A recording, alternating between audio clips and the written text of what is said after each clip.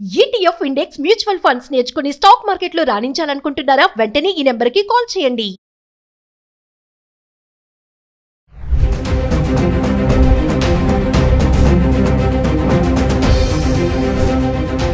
Hi hello నమస్తే, welcome back to Suman TV. ప్రస్తుతం మనతో పాటు ఉన్నారు certified astro business coach Javeria గారు.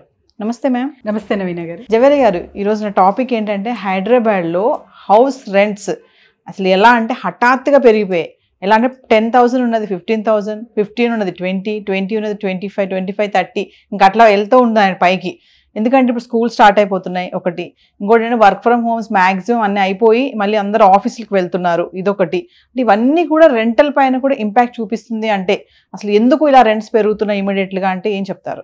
ఎస్ నవీన గారు, ఆబ్వియస్లీ గత కొద్ది రోజుల నుంచి ఒక 2-3 ఇయర్స్తో పోల్చుకుంటే ఇప్పుడైతే ప్రజెంట్ చాలా చాలా కాస్ట్ అయితే చాలా పెరిగాయి. అండ్ తర్వాత ఇంటి అద్దె సో ఒక భారంగా మారుతుంది సామాన్య ప్రజలకి. కానీ ఐటీ సెక్టార్స్, ఐటీ కంపెనీస్ కానివ్వండి, అండ్ తర్వాత తరచుగా కొన్ని ఏరియాస్ డెవలప్మెంట్ ఇవన్నీ చూసుకుంటే గనక మనకు 15,000కి వచ్చే ఒక ఇల్లు ఇప్పుడు ఆల్మోస్ట్ 2022గా మారిందనమాట. అంటే కొన్ని ఏరియాస్ అయితే విపరీతంగా ఇక్కడైతే రెంట్స్ చూస్తున్నాము. ఫర్ ఎగ్జాంపుల్ మీకు నియర్ బై అంటే కొండాపూర్ కావచ్చు, తర్వాత మణికొండ కావచ్చు, అండ్ తర్వాత హైదరాబాద్ ఎస్పెషలీ గచ్చిబౌలి అటువైపు కానివ్వండి, చందానగర్ ఈవెన్.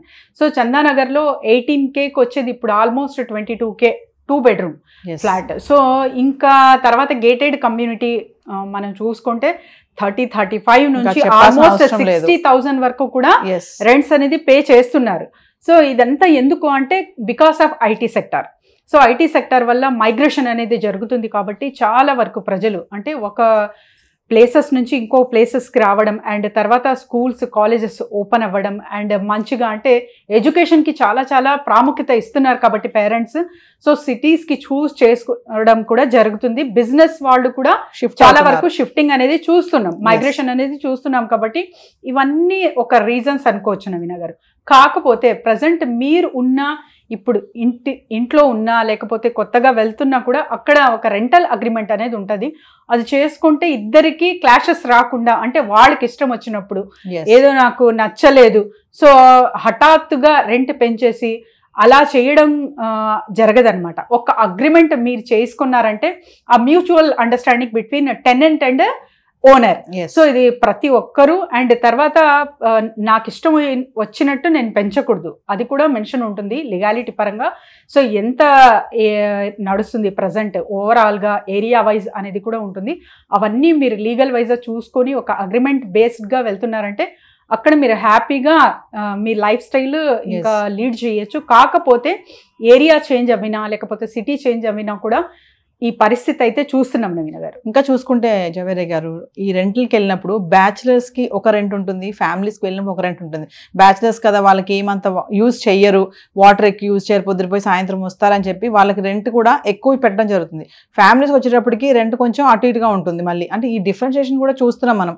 సిటీలో ఎక్కడికన్నా వెళ్తే ఇంకా చెప్పాలంటే రెంటే కాకుండా మెయింటెనెన్స్, మళ్ళీ మీరు ఇందాక ఒకటి అన్నారు సడన్గా పెంచకూడదు, అది ఇష్టం వచ్చినప్పుడు ఒక అగ్రిమెంట్ రాసుకోవాలని. ఇప్పుడు ఎక్కడున్నారు మేడం, మధ్యలో కనుక వాళ్ళు ఏదన్నా సంథింగ్ ఒక లిఫ్ట్ పెట్టించారు అనుకోండి, ఆ లిఫ్ట్ మెయింటెనెన్స్ కూడా టెనెంట్స్ మీద పడుతుంది. మేము లిఫ్ట్ పెట్టించాము, మీరు రెంట్ పెంచుతున్నాము అంటారు. మరి ఇలాంటివి కూడా చాలానే ఉన్నాయి కదా. అవును నవీన గారు, చేంజెస్ వచ్చినప్పుడు ఇప్పుడు జనరల్గా ఒక టాక్ సొసైటీ పరంగా చూసుకుంటే కూడా గవర్నమెంట్ ఎన్ని అప్పులు చేసినా, ఏ ఛార్జెస్ పెరిగినా కూడా అది ఎవరి మీద ప్రభావం చూపిస్తుంది? సామాన్య ప్రజల మీద ఖచ్చితంగా చూపిస్తుంది.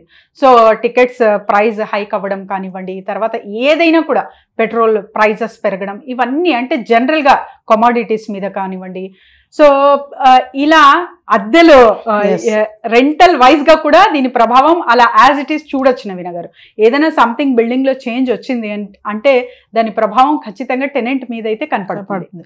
కమింగ్ టు బిజినెస్ ఓరియంటెడ్గా మీతో మాట్లాడితే జవేరియా, మనం బిజినెస్ ఐడియాస్ చేస్తున్నాం కదా, ఈ మధ్య కాలంలో చూసుకుంటే ఈ హౌస్ రెంట్స్ అనేది కూడా ఒక బిజినెస్గా తయారైపోయింది. మంచిగా ఒక ఇల్లు కట్టేస్తున్నారు, దాని రెంట్కి ఇచ్చేస్తున్నారు, అది కూడా ఒక బిజినెసే కదా. దాని అంటే ఎలాంటి అడ్డకోలుగా రెంట్లకి సంపాదించడం అనమాట. మరి దీన్ని ఎలా చూడొచ్చు అంటారు? ఇది ఒకవైపు అంటే బిజినెస్ యాజ్ ఏ బిజినెస్ కోచ్గా చెప్పాలి అంటే ప్రాఫిట్ గెయిన్ బిజినెస్ అనొచ్చు. కానీ వెన్ కమ్ టు కస్టమర్ ఇది చాలా అంటే ఒక భారంగానే ఉంటుంది ఖచ్చితంగా. ఎందుకంటే ఇప్పుడు ప్రజెంట్ చూస్తే ట్రెండ్ అంతా అంటే సిటీ అంటేనే ఏదో ఒక సోర్స్ కోసం వస్తారు. సో పీజీస్ కానివ్వండి, హాస్టల్స్ కానివ్వండి, ఇవి కూడా చాలా వరకు గతంలో పోల్చుకుంటే పెరిగాయి నవీనగడు. సో ఇప్పుడు ఏం చేస్తున్నారంటే, అంటే సెమీ గేటెడ్ ఉంటాయి కదా బిల్డింగ్స్, ఒక 40 to 50 ఫ్లాట్స్ ఉన్నాయంటే ఆ బిల్డింగ్ మొత్తం పీజీకి ఇచ్చేయడం. ఎందుకంటే రెంట్ ఈజీగా వస్తుంది అండ్ పీజీలు కూడా చాలా బ్రహ్మాండంగా నడుస్తున్నాయి అన్నమాట. సో అలాంటి బిజినెసెస్ చేయడం కూడా చూస్తున్నాము. ఫ్యామిలీస్ ఖచ్చితంగా మీరు అంటే మీకున్న బడ్జెట్ పరంగా అండ్ తర్వాత మీరు ఎంత ఇవ్వగలరు ఇవన్నీ డిసైడ్ చేసుకొని ఒక స్టెప్ ముందేస్తే చాలా బాగుంటుంది. And when comes to gated కమ్యూనిటీస్లో నివసిస్తున్నారంటే ఖచ్చితంగా మైండ్ ప్రిపేర్ చేసుకునే వెళ్ళాలి. ఎందుకంటే అక్కడ మీకు చాలా వరకు మెయింటెనెన్స్ కూడా మీరు చెప్పినట్టు హైక్గానే ఉంటుంది అండ్ తర్వాత రెంట్స్ కూడా అప్స్ అండ్ డౌన్స్ అనేది చూస్తూ ఉంటాం అనమాట. చాలా మంది జవేరి గారు, ఇప్పుడు మనం మైగ్రేషన్ అన్నారు కదా, కొంతమంది వస్తూ ఉంటారు, ముగ్గురు పిల్లలు ఉంటారు వాళ్ళకి. పాపం వాళ్ళు ఏంటంటే రూమ్ కోసం వచ్చినప్పుడు ఓనర్ కూడా ఏంటంటే చాలా మంది కఠినంగా ఉంటారు. ఇంతే రెంట్ ఉంది, కడతారా, కట్టకపోతే వేరే వెళ్ళిపోండి అని అంటున్నారు. ఓనర్స్ కూడా కొంచెం మైండ్ సెట్ అనేది మార్చుకొని ఈ టెనెంట్స్ విషయంలో మీరు అన్నట్టుగానే మధ్యలో ఇష్టం వచ్చినట్టుగా రెంట్ పెంచకుండా ఒక అగ్రిమెంట్ ఫార్మాట్లో కనుక వస్తే, ఎంతమంది టెనెంట్స్ కానీ ఓనర్స్ కానీ అగ్రిమెంట్ అనేది చేస్తున్నారంటారు అసలు మామూలుగా చూసుకుంటే? మాక్సిమం ఇప్పుడు మీరు రేషియో పోల్చుకుంటే నవీన గారు ఆల్మోస్ట్ ఒక 30 to 40% పీపుల్ మాత్రమే చేయించుకుంటున్నారు అనమాట. ఏముందిలే ఇంకా అండర్స్టాండింగ్ ఉంది కదా అని ఎవరికి వారు బిజీ లైఫ్.